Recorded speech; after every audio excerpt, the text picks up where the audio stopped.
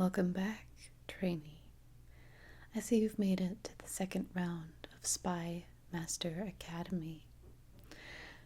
Let's log you in. First name, last name, date of birth, last known address,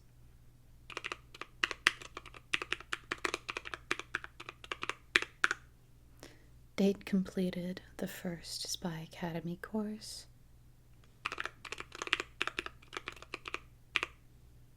thank you. You're logged in. Now, do you have a password? A password? Yes, we need you to create a safe password so that we know that it's really you we're talking to, something no one else will know, will be able to conjure. Any digits, any numbers. Okay?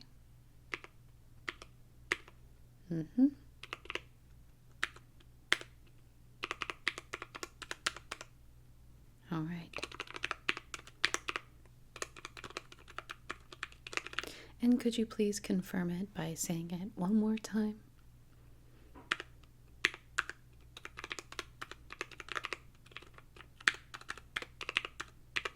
Good. That will be saved into your file and no one else will be able to know it except me. And should we be concerned with your identity, you will have your password to recite to us.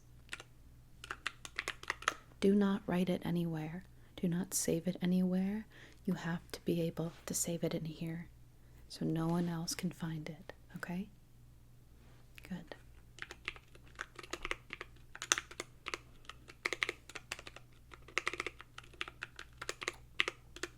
I'm going to pull up your results from your last testing.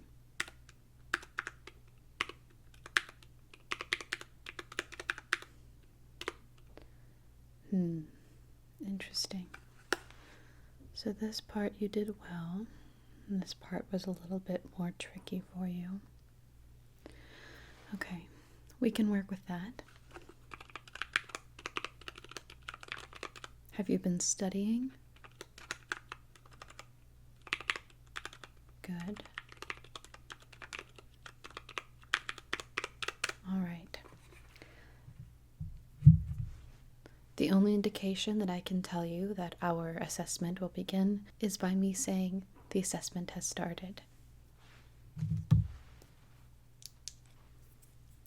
Where were you yesterday at noon? Good. Where were you 2 days ago at midnight? All right. Were there any cars trailing you on your way here? Are you sure? What's the best way to get out of a trailing situation? Okay. What kind of turning maneuver can you do to get out of a tough situation?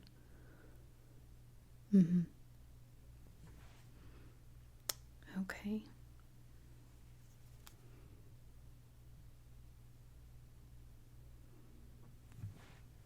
Sometimes there won't be questions.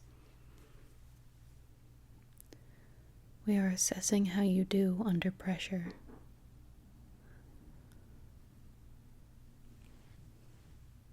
Remain still for me.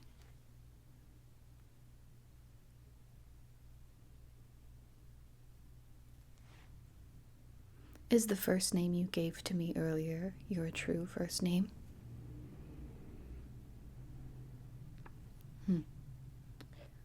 Okay. What did you have for breakfast this morning?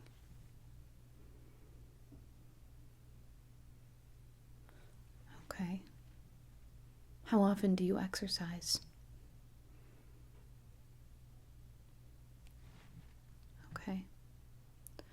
Have you lied to me at any point during this assessment so far?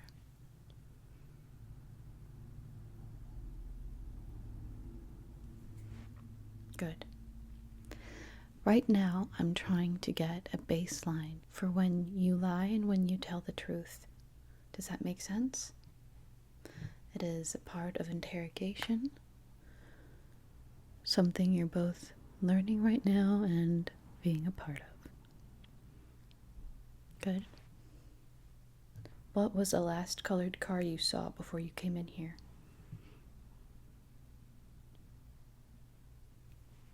And what was the receptionist's name? Good. How many rooms did you pass to get to this room?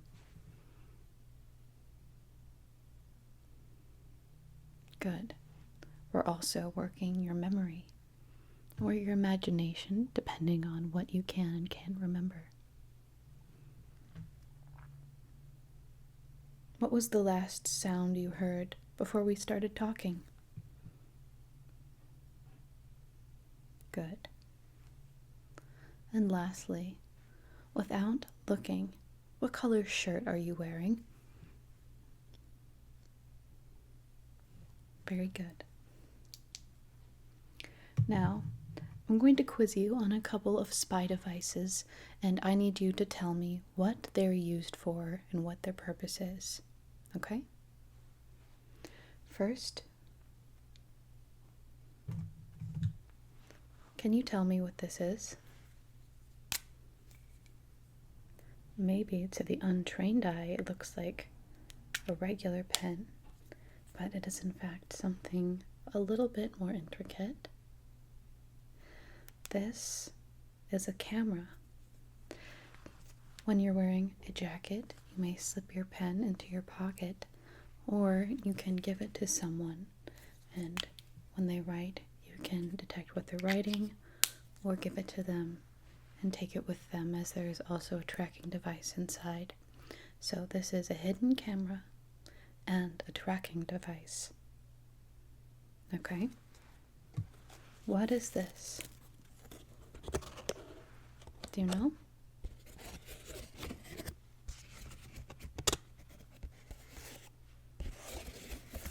Yes, on the surface it might look like a paper fan, but this is in fact a weapon.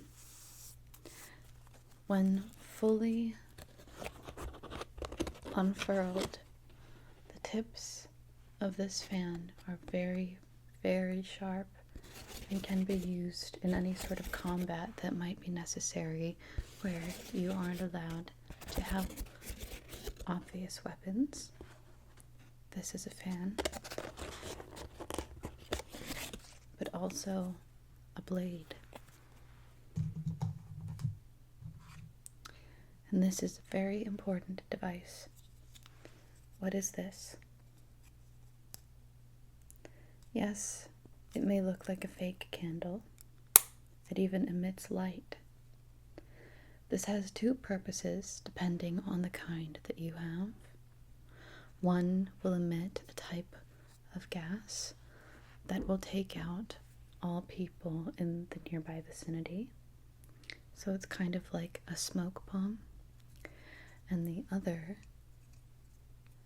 is a communication device. You see it flickers. It can flicker in any Morse code that you train it to. So it can also help communicate in times of need.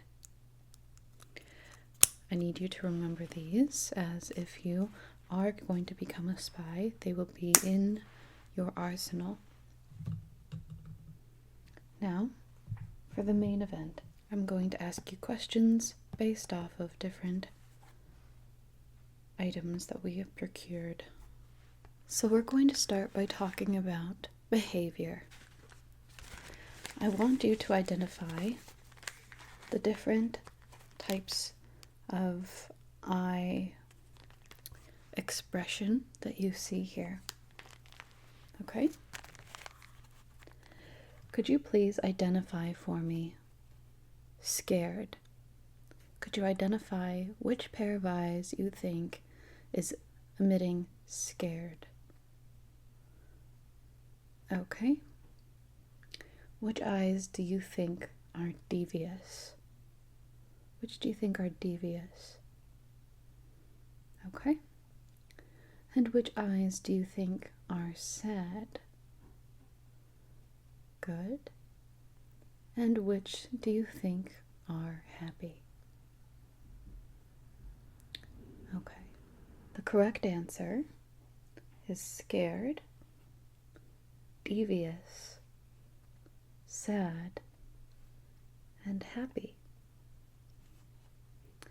We need to make sure that we are capable of reading everybody's emotions, especially in interrogation or when we're looking for a target. It's important to know how people are feeling and how to be able to move forward in conversation. Next, we have different telltale signs of lying. The actual reason for a lot of these facial movements, these little minimal movements, are for self-soothing needs. We often try to soothe ourselves when we're trying to lie or not say something true. If we're confident in our saying a truth, we don't need to soothe ourselves subconsciously. So the first one we should go over is here. This, if you can see, is a little smirk or a little lip massaging almost. If you see someone smile or roll their lips inward, that is a kind of self-soothing behavior. It's kind of like a lip hug, and it's not always going to be such a large movement. It might happen very subtly, so it's something to keep an eye out for. The second is this. It's the look of disgust when we wrinkle our nose.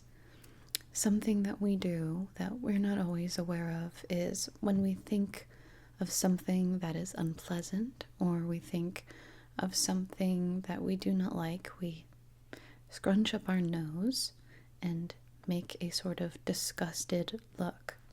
Now, if we're feeling disgusted about ourselves or unhappy or unwelcome about something, we might do a light nose wrinkle about it. So if somebody is trying to tell you that they feel positively about how something went, but you see a slight nose wrinkle, they might not actually feel that way. They might be disgusted with themselves for having to lie, or actually feel unhappy about how something went down. The last one you can see, I believe, is actually demonstrating the lip hug. And the first one is more demonstrating a little bit of a smile, which we can say is just opposite behavior of what we would like to be receiving. If somebody is telling you something that they are supposed to be unhappy about, and they have a little bit of a smile in their micro movements and their micro behaviors, that is a sign of them being deceitful, and any sort of behavior that moves in that direction should be taken underfoot and making sure that you are reading it correctly. People will soothe in all sorts of ways, whether they're crossing their arms, their legs, or how they breathe, how they move their face, and it is important to be able to pick up on all of those expressions. These are different ways of self-soothing, and they are also nervous tics. A couple very common ones are biting your nails, like this one here. She is twirling her hair. Any sort of hair play can sort of discern whether or not someone is uncomfortable. It is a self-soothing behavior. And also any sort of arm crossing. Anything where they're bringing their body closer together and away from something else, that's going to be a self-soothing behavior. So all of those behaviors are important for us to keep an eye out for as we are interrogating, as we're talking to targets, as we are talking to people who we wish to get the truth from. Next, we're going to have a memory test. I'd like for you to just take a look at the people here at the top. Take a look at the people here at the top and try to remember them as best as you can. I'll give you 5 more seconds. 5, 4, 3, 2, 1. All right, I'm going to ask you some questions about them now. How many people in the picture I showed you are wearing skirts? The answer is 2. Very good. How many people in the picture I showed you are wearing yellow? The answer is also 2. How many people in the picture I showed you do you think are over the age of 50? Okay. How many of the people in the picture I showed you are male presenting? Okay. And how many of the people that I showed you are crossing their arms? Good. The answer is 3. I'll show you again. Very good. Now I will show you the next group of people. Go ahead and take a look at the people in this picture. Take a look at the people in this picture. Very good. Before I move forward with the questions about these people in particular, are there any of the same person from the group from the top? Are any of these people the same picture from the group at the top? Good. The answer is 1. This woman right here. Good job. All right. Now I will ask you some questions about these people. How many of these people do you think are using behaviors that are self-soothing? Good. The answer is 2 or 3, depending on how you perceive a man's hands in his pockets. How many of these people are wearing green? Good. How many of these people are shrugging? How many of these people are shrugging? Okay. The answer is 2. And how many of these people are female presenting? All right. The answer to that is 3. Very good job. Now,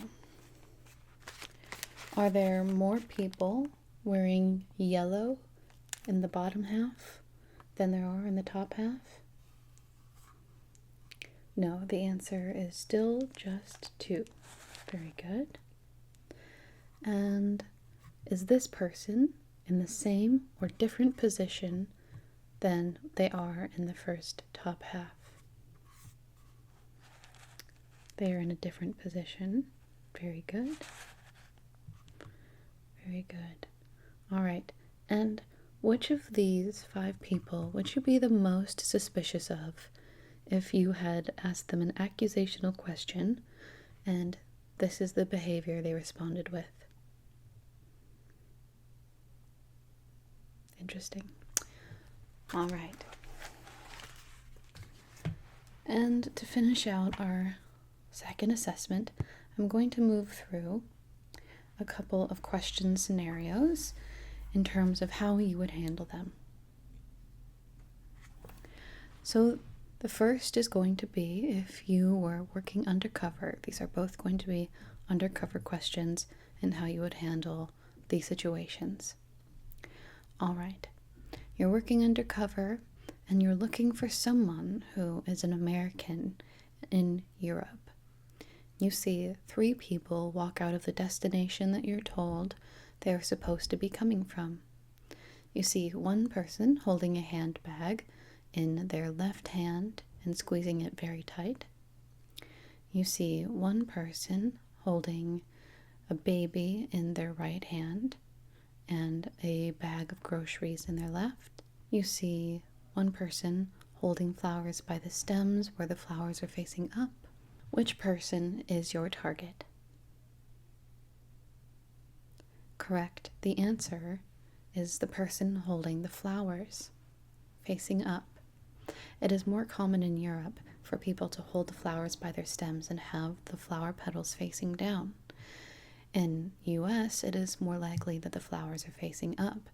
There are different isms that different countries and different continents have, and it is important to know what the differences are and what to look for in the case that you're looking for someone outside of that area. And the last scenario. What are some good ways to escape quickly and change your identity? Let's try a busy train station. If you were being pursued by someone after getting off of a train, how might you alter how you look, and what would you look for in order to get away?